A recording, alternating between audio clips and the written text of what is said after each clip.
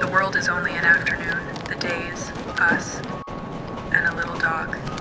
In this age of humans and dogs, my relationship with dogs was one I long resisted.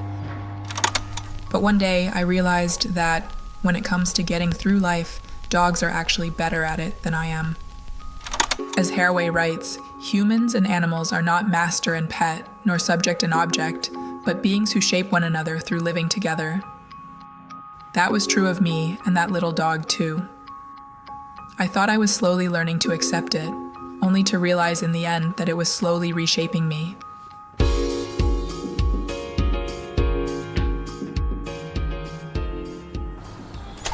The story began when I was 5. One ordinary afternoon, I was riding my little bike to the store on my own.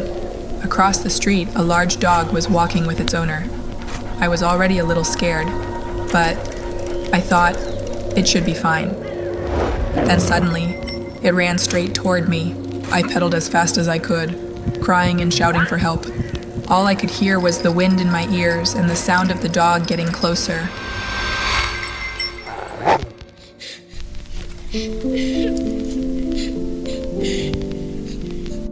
For more than 20 years after that, I lived with severe PTSD. I would involuntarily flash back to that afternoon.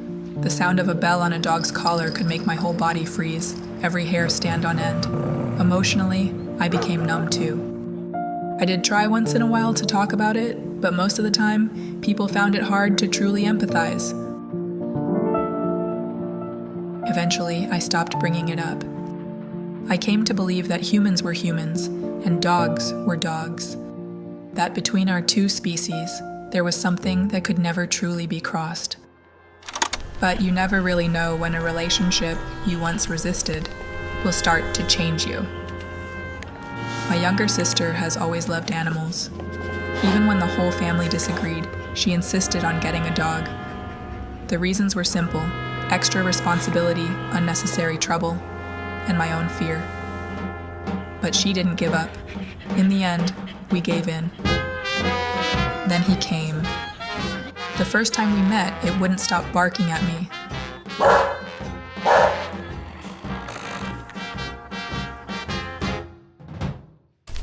During that time, I deliberately kept my distance from him. When he came closer, I walked away. When he looked at me, I turned my head. But he would still quietly come over. In that moment, something inside me was pierced. I couldn't tell whether it was guilt or something else, and he, in silence, forgave me.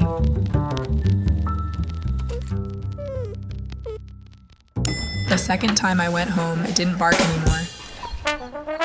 I found myself responding to its excitement without even thinking, and a thought crossed my mind. Maybe it had already decided that I was part of the family. When we walked, it would stay between me and the others, and every now and then turn back to check if I was still there. It felt almost like a guardian, as if I was the new one, and it needed to help me settle in. There was something in the way it treated me, something I couldn't quite name. Maybe patience, or maybe it just knew I needed a little more time.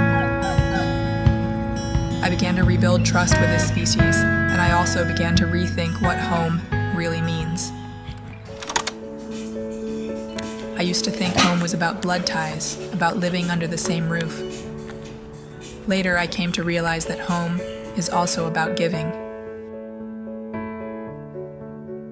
To me, giving used to mean earning money, buying things, solving problems.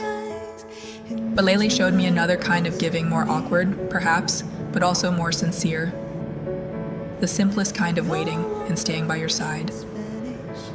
When I look back at myself, I wonder, what have I really done for my family? I'm rarely home, and when I do come back, everyone adjusts to my schedule.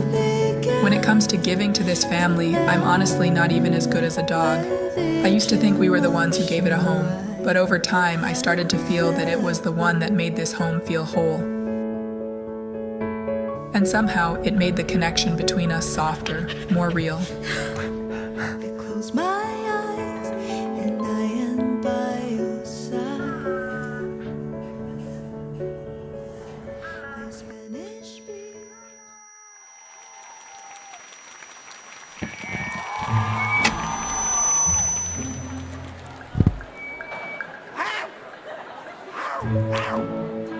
To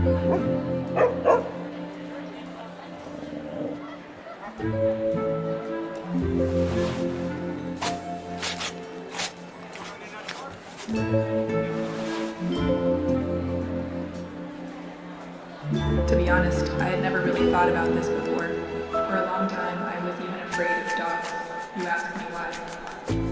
Maybe it's not that animals have become more important. Maybe it's that we are living in a time when human-centered thinking is quietly breaking down. We've started to live more driven by performance, comparison, exhaustion, and anxiety. People often talk about dog-like nature as something opportunistic, submissive, eager to please. But after living with Lele for a while, I began to wonder, within what looks like a worldly instinct, could there actually be a kind of clarity about how to live? No grudges, no overthinking, no wasting energy on emotions that never needed to exist. That would be my answer.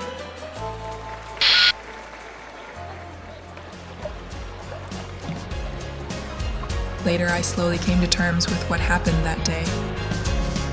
More than making peace with dogs, it was really about making peace with myself and with the wound that had stayed with me for so long. I was no longer trapped in the emotions of being a victim, no longer obsessing over right and wrong, or searching for reasons, only to keep exhausting myself. People are so often entangled in complicated relationships, pride and old resentments, pulled again and again by emotions that lead nowhere.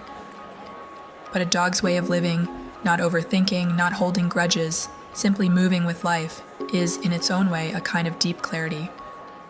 It knows what matters, what can be left behind, and which feelings do not need to be clung to.